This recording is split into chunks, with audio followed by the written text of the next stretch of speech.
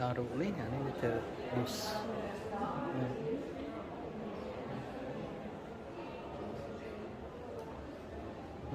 từ bus cho nó nè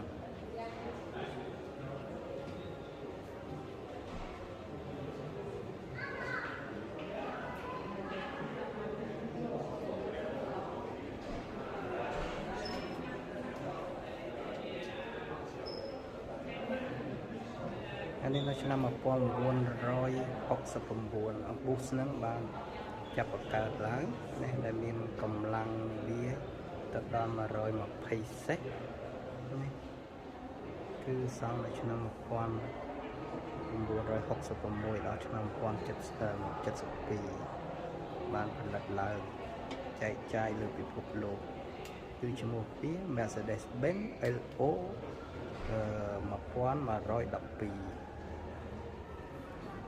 នេះគឺ logo វា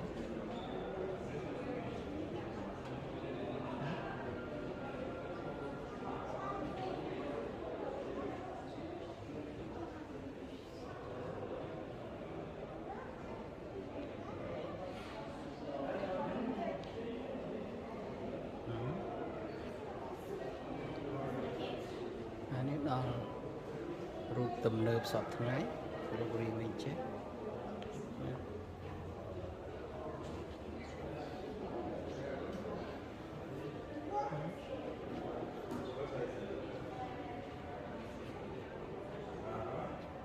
អានេះ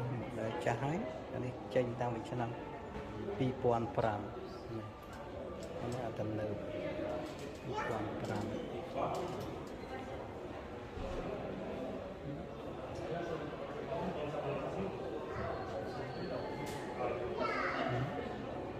តាមក្រុងហ្នឹងឆ្នាំ1952រៀងនេះចា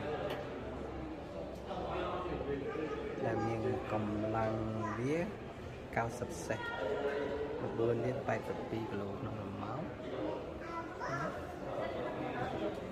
ហើយដល់ទំនើបចេះដេញមកហើយនេះនៅឆ្នាំ1972រៀងនេះចា1972យើងឃើញធ្លាប់មាននៅស្រុកខ្មែរដែរហ្នឹងដែលមានកម្លាំងវា250សេះបើកវាបាន220គីឡូអានេះមានបេតុងវែង